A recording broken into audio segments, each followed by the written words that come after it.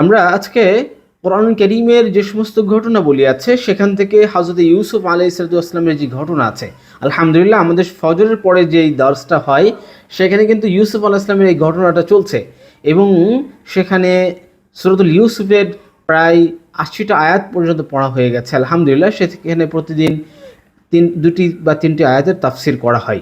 আলহামদুলিল্লাহ আমরা আজকে শুরু করতে যাচ্ছি সূরাতুল ইউসুফ থেকে ঘটনা, অর্থাৎ ইউসুফ আলাইহিসসালামের জিন্দেগির একেবারে সারসংক্ষেপ। ইউসুফ আলাইহিসসালামের জিন্দেগি থেকে আমরা ৩টি শিক্ষা অর্জন করব ইনশাআল্লাহ। এরপরেই আমরা ইনশাআল্লাহ আলোচনা করব আমাদের উজুতে যে কমন কিছু মিস্টেকস হয়ে থাকে সেই মিস্টেকগুলি নিয়ে। আল্লাহ আমাদেরকে তৌফিক দান করেন। আলহামদুলিল্লাহ আল্লাহ সুবহানাহু ওয়া তাআলা ইউসুফ আলাইহিসসালামের এই ঘটনাটি কোরআনুল কারীমের ১২তম সূরার ১২ নম্বর পারা ১২ নম্বর সূরা আল্লাহ সুবহানাহু ওয়া তাআলা উল্লেখ করেছেন। আল্লাহ বলছেন, নাহনু নাকুসু আলাইকা আহসানাল কসস, আমি আপনার কাছে সর্বোত্তম, সবচেয়ে চমৎকার, সবচেয়ে বেস্ট কোয়ালিটির আমি আপনার কাছে ঘটনা বর্ণনা করছি, আমি গল্প বলছি। আল্লাহ সুবহানাহু ওয়া তাআলা এইভাবে বলেছেন। তো ইউসুফ আলাইহিসসালাম সম্পর্কে কোরআন কারীমে আল্লাহ এটা বলেছেন এবং খুব চমৎকার ব্যাপার হচ্ছে সূরাতুল ইউসুফের মধ্যে একেবারে ইউসুফ আলাইহিসসালামের এই ঘটনাটা শুরু থেকে শেষ পর্যন্ত পুরোটা বর্ণনা করা হয়েছে। এর মধ্যে আর অন্য কোনো ঘটনা বর্ণনা করা হয়নি এবং ইউসুফ আলাইহিসসালামের ঘটনাটাও কোরআন কারীমের অন্য জায়গায় আর বলা হয়নি। অথচ কোরআনের যে বর্ণনার রীতি সেটা কিন্তু ভিন্ন। বানু ইসরাঈলের ঘটনা দেখেন, বিভিন্ন সূরায় ছড়িয়ে ছিটিয়ে আল্লাহ বর্ণনা করেছেন, কিন্তু ইউসুফ আলাইহিসসালামের ঘটনাটা আল্লাহ ধারাবাহিকভাবে বর্ণনা করেছেন। আমরা শানে নজুল বা অন্যান্য আলোচনা যাচ্ছি না, জাস্ট আমরা ইউসুফ আলাইহিসসালামের ঘটনা থেকে, ইউসুফ আলাইহিসসালামের জিন্দেগি থেকে আমরা 3টি বিষয় আমরা ইনশাআল্লাহ শেখার চেষ্টা করব। প্রথমত হচ্ছে ঈর্ষা, হিংসা যেটাকে বলে। ইউসুফ আলাইহিসসালামের ভাইরা ইউসুফ আলাইহিসসালামকে হিংসা করেছিল। দ্বিতীয় হলো ইউসুফ আলাইহিসসালামের ধৈর্য এবং তৃতীয় হচ্ছে ইউসুফ আলাইহিসসালামের চরিত্রের সৌন্দর্য, ক্ষমা প্রদর্শনের যে চমৎকার নিদর্শন ইউসুফ আলাইহিসসালাম দেখিয়েছেন। প্রথম হচ্ছে ইউসুফ আলাইহিসসালামের ব্যাপারে আল্লাহ সূরাতুল ইউসুফের ৮ নম্বর আয়াতে বলছেন, ইয ক্বালু লা ইউসুফু ওয়া আখুহু আহাব্বু ইলা আবিনা মিন্না ওয়া নাহনু উসবা। ইউসুফ আলাইহিসসালামের ভাইরা, সৎ ভাইরা বলতো যে ইউসুফ এবং তার ভাই বাবার কাছে সবচেয়ে বেশি প্রিয়, অথচ আমরা একটা শক্তিশালী মজবুত একটি দল। এখানে মূলত ইউসুফ আলাইহিসসালামের ভাইরা তাকে হিংসা করত এবং হিংসার এমন পর্যায়ে গিয়েছিল তাকে নিয়ে তারা ষড়যন্ত্র করতে থাকলো, নানানভাবে ষড়যন্ত্র করলো। বাবা তাকে কোনোভাবেই দূরে চোখের আড়াল হতে দিত না, কিন্তু ভাইরা ষড়যন্ত্র করে বাবার থেকে দূরে নিয়ে তাকে হত্যার পরিকল্পনা করলো। তো তারা হত্যা না করে তারা পরিত্যক্ত কূপে ফেলে দিল, যাতে করে সেখানে সে মারা যায়। তাহলে হিংসা কতটা মারাত্মক! হিংসার ব্যাপারে হাদিসে এসেছে, ইন্নাল হাসাদা ইয়াকুলুল হাসানাত কামা ইয়াকুলুন নারুল হাতাব। হিংসা হচ্ছে এমন একটা আগুন, যে আগুন মানুষের সকল আমল জ্বালিয়ে দেয়। যেমনভাবে আগুন কাঠকে জ্বালিয়ে দেয়, হিংসা মানুষের আমলকে জ্বালিয়ে দেয়। তো হিংসা থেকে আমাদের বেঁচে থাকতে হবে। আমরা যখন অন্যের ভালো দেখি বা অন্যের নিয়ামত প্রাপ্তি দেখি, তখন আমাদের মধ্যে জ্বলন তৈরি হয়, হিংসা আসে, জেলাসি আসে। এটা থেকে আমাদের বাঁচার উপায় হচ্ছে অন্যের নিয়ামত দেখে কষ্ট না পাওয়া, বরং অন্যের নিয়ামত দেখে যখন কষ্ট পাওয়া হয় তখন ইমানের খতরা হয়, ইমানের মধ্যে ক্ষতি আসে। এজন্য দোয়া করা যে আল্লাহ আমাকেও তার মতন নিয়ামত দাও। যদি আপনার হিংসা হয় যে তার এত নিয়ামত হয়েছে, তার এত শান শৌকত, তাহলে আপনি আল্লাহর কাছে দোয়া করেন যে আল্লাহ আমাকেও দাও। আল্লাহ যার জন্য যা নির্ধারণ করেছেন তা কেউ কেড়ে নিতে পারে না। ইউসুফ আলাইহিসসালামের ভাইরা তাকে ষড়যন্ত্র করেছিল, হিংসা করেছিল, তাকে মেরে ফেলতে চেয়েছিল, কিন্তু আল্লাহ সুবহানাহু ওয়া তাআলা ঠিকই তাকে সেই রাজ সিংহাসনে বসিয়েছিলেন এবং ছোটবেলায় যে স্বপ্ন দেখেছিলেন তিনি, যে 11টি নক্ষত্র এবং চন্দ্র সূর্য তাকে সেজদা করছে, এটি কিন্তু প্রতিফলন হয়েছিল। আলহামদুলিল্লাহ। তো ঈর্ষার পরিবর্তে আমাদের কী করতে হবে? যখন আমাদের কখনো কোনো মানুষের ব্যাপারে, প্রতিবেশীর ব্যাপারে, ভাই বন্ধুর ব্যাপারে যদি আমাদের হিংসা বা ঈর্ষা হয়, সেক্ষেত্রে আল্লাহর কাছে দোয়া করতে হবে যে আল্লাহ তুমি আমাকেও তার মতো করে দাও, নিজের আমল বাড়িয়ে দিতে হবে। দ্বিতীয় হচ্ছে ধৈর্য। ইউসুফ আলাইহিস সালাম যে ধৈর্য এবং তিনি যে সহনশীলতা দেখিয়েছেন, এটা অতুলনীয়। ইউসুফ আলাইহিস সালামকে ভাইরা কূপে ফেলে দিল, অন্ধকূপ, সেখানে তিনি পড়েছিলেন, ধৈর্য ধারণ করলেন, আল্লাহর কাছে দোয়া করলেন, সেখান থেকে আল্লাহ তাকে উদ্ধার করে তিনি চলে গেলেন মিশরের বাজারে তাকে গোলাম হিসেবে বিক্রি করে দেওয়া হলো। অথচ তিনি নবীর পুত্র, তিনি ভবিষ্যতে নবী হবেন, তাকে গোলাম হিসেবে বিক্রি করে দেওয়া হলো। তিনি গোলাম হিসেবে থাকলেন, সেখান থেকে তাকে অপবাদ দেওয়া হলো, তাকে খারাপ কাজের প্রতি পরিচিত করা হলো। কিন্তু তিনি বললেন ইত্তাকুল্লাহ, তিনি বললেন যে ক্বাল ইন্নী আখাফুল্লাহ, আমি আল্লাহকে ভয় করি। তিনি আল্লাহকে ভয় করলেন, ধৈর্য ধারণ করলেন, গুনাহের দিকে আগালেন না, যার ফলশ্রুতিতে তাকে আবার কারাগার যেতে হলো। সেটাও তিনি হাসি মুখে মেনে নিলেন এবং কারাগার থেকে তাকে আবার বের করা হলো।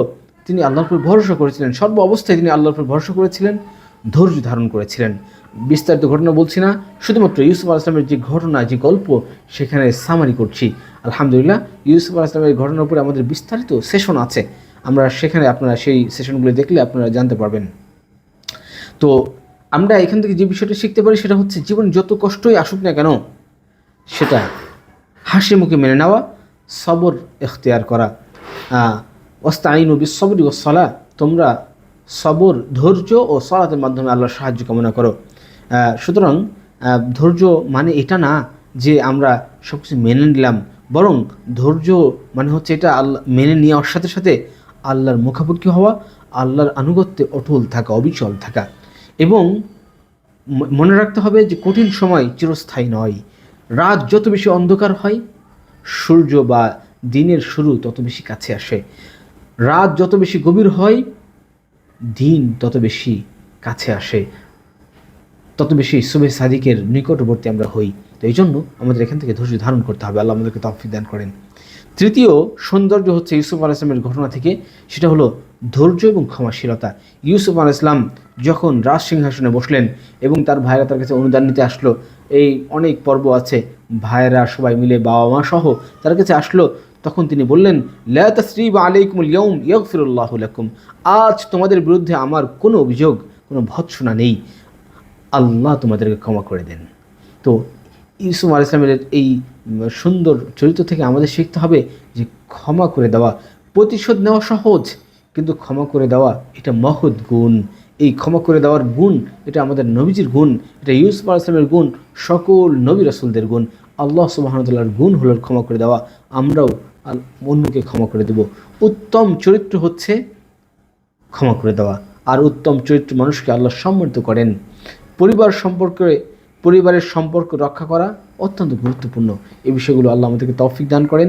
আমরা সবসময় নিজেদেরকে ঈর্ষা থেকে বেঁচে থাকব, ধৈর্য এবং তাকওয়া অবলম্বন করব এবং ক্ষমাশীল ও উত্তম চরিত্রের অধিকারী হব। আল্লাহ আমাদের সকলকে তৌফিক দান করেন। আলহামদুলিল্লাহ, আমরা উজুতে 10টি ভুল, আমরা কমন যে ভুলগুলো করে থাকি, সেই ভুলগুলোর বিষয়ে ইনশাআল্লাহ আমরা আলোচনা করব। আমরা একটা কমন ভুল করি, সেটা হলো উজুতে নিয়ত করা। অনেকে লম্বা চওড়া আরবি নিয়ত করি। আসলে আরবিতে নিয়ত এটা হাদিসে কোথাও আসেনি। রাসূল করিম সাল্লাল্লাহু আলাইহি ওয়াসাল্লাম আরবিতে মুখে মুখে নিয়ত করেছেন এমন কোথাও পাওয়া যায় না। বরং নিয়ত হচ্ছে অন্তরের সংকল্প। আপনি মনে মনে নিয়ত করছেন যে আমি জোহরের সালাতের আদায়ের জন্য আমি উজু করছি, মনে মনে আপনি আপনার মনে এই ধারণা আসছে, প্রতিজ্ঞা আসছে, এটাই আপনার নিয়ত। বিসমিল্লাহ না বলা, আমরা উজু শুরু করে দেই, উজু শেষ হয়ে যায়, গল্প করতে থাকি, বিসমিল্লাহ বলা হয় না। অথচ রাসূল করিম সাল্লাল্লাহু আলাইহি ওয়াসাল্লাম আমাদেরকে শিখিয়েছেন, যদি কেউ বিসমিল্লাহ বলে উজু শুরু করে, যতক্ষণ পর্যন্ত তার এই উজু থাকবে ততক্ষণ পর্যন্ত তার সওয়াব হতে থাকবে। এই জন্য আমরা উজু শুধু বিসমিল্লাহ বলবো, এবং বিসমিল্লাহ বলা সুন্নাহ। অধিকাংশ আলেমের মতে বিসমিল্লাহ বলা সুন্নাহ, আর কিছু কিছু আলেমের মতে উজুর শুরুতে বিসমিল্লাহ বলা ওয়াজিব। সুতরাং আমাদেরকে বিসমিল্লাহ ভালোভাবে বলতে হবে। তৃতীয় ভুল যেটা আমরা উজুর মধ্যে করে থাকি, সেটা হলো অঙ্গ পূর্ণাঙ্গ ধরি না। দেখা যাচ্ছে আমরা হাত ধুচ্ছি, অল্প একটু বাকি থেকে যাচ্ছে, কোনোর এই কোণা থেকে বাকি থেকে যাচ্ছে, পাও ধুচ্ছি, গোড়ালির কোণাটা বাকি থেকে যাচ্ছে, এরকম অনেক ক্ষেত্রে হয়। অথচ আর হাদিসে এসেছে, সহিহ বুখারীর হাদিস, গোড়ালির জন্য জাহান্নামের আগুন রয়েছে, জাহান্নামের আগুনের ধ্বংস রয়েছে। অর্থাৎ গোড়ালি অনেকে ধুতে দেখা যাচ্ছে ওই গোড়ালির জায়গাটা শুকনা থাকে, বেশিরভাগ ক্ষেত্রে শুষ্ক থাকে, যার কারণে পানিটা লাগে না, ডোলে ডোলে ধুতে হয়। এই বিষয়গুলো আমাদের খেয়াল করতে হবে। অজুতে যে ভুলগুলো হয় তার মধ্যে চতুর্থ ভুল হচ্ছে আঙ্গুলের ফাঁকে পানি না পৌঁছানো। আমরা দেখা যাচ্ছে আঙ্গুলের ফাঁকে, হাত এবং পায়ের আঙ্গুলের ফাঁকে পানি পৌঁছাতে হয়। বিশেষভাবে পায়ের আঙ্গুলগুলো এরকম মিলে থাকে, সেক্ষেত্রে আঙ্গুলের ফাঁকে পানি না পৌঁছলে, খিলাল না করলে আঙ্গুলের ফাঁকে পানি পৌঁছায় না। বিশেষভাবে যারা পরিশ্রমের কাজ করে, কাদামাটি ধুলার কাজ করে, তাদের ক্ষেত্রে এটা বিশেষভাবে খেয়াল করতে হবে। উজুতে পঞ্চম যে ভুলটা আমরা করি সেটা হচ্ছে আমরা গোড়ালি ভালোভাবে ধুই না। আমরা উজুতে পায়ের অগ্রভাগ ভালো করে ধুয়ে ফেলি, কিন্তু পিছনের সাইডটা আমাদের শুকনা থেকে যায়, বা গোড়ালির একেবারে গোড়ালি বরাবর কিন্তু পুরোটা ধুতে হবে।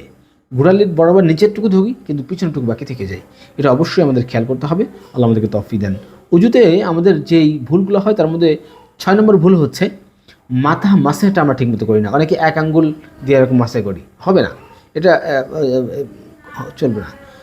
অনেকে দেখা যাচ্ছে শুকনা হাত দিয়ে মাসাজ করি, এমন না, হাতটা ভিজা হাতে মাথা মাসাজ করতে হবে। কেউ কেউ এক্ষেত্রে পূর্ণাঙ্গ পুরো মাথাটা মাসাজ করার সুন্নাহ, আর 4 ভাগে 1 ভাগ মাসাজ করলে বা কিছু পরিমাণ মাসাজ করলেও হয়ে যাবে। উজুতে যে ভুলগুলো আমাদের হয় তার মধ্যে 7ম ভুল হচ্ছে উজুতে আমরা অতিরিক্ত পানি অপচয় করি। অথচ রাসূল কারীম সাল্লাল্লাহু আলাইহি ওয়াসাল্লাম বলেছেন, তুমি যদি নদীর পাড়ে বসেও, প্রবাহমান নদীর পাড়ে বসেও তুমি উজু করো, সেক্ষেত্রেও উজুর পানি অপচয় করো না। অথচ আমরা পানি কী পরিমাণ অপচয় করি। বর্তমান বিশ্বে পানির মানে পবিত্র পানির এবং মিষ্ট পানির কী পরিমাণ অভাব, এর মধ্যেও অনেক মানুষ আছে পানি অপচয় করে। এগুলো থেকে আল্লাহ আমাদেরকে বাঁচিয়ে রাখেন। অজুতে যে ভুলগুলো হয় তার মধ্যে 4র্থ ভুল হচ্ছে অনেকে হাত ধুয়েছে, এরপর মুখ ধুলো, এরপর পা ধুয়ে ফেললো, পা ধোয়ার পর মাথা মাসা করলো না। উজুতে ক্রম ঠিক রাখতে হবে। কোরআন কারীমে যে ক্রমবিন্যাস এসেছে সেটা ঠিক রাখতে হবে। অনেক ওলামা ইকরাম তো বলেছেন উজুতে ক্রমবিন্যাস ঠিক রাখা এটা ওয়াজিব, অনেকে এটাকে সুন্নাহ বলেছেন।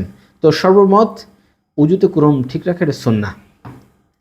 উজুতে আমাদের আরেকটা কমন যে ভুলটা হয়, 9 নম্বর ভুল যেটা, সেটা হচ্ছে উজুর পরে আমরা দোয়া পড়ি না।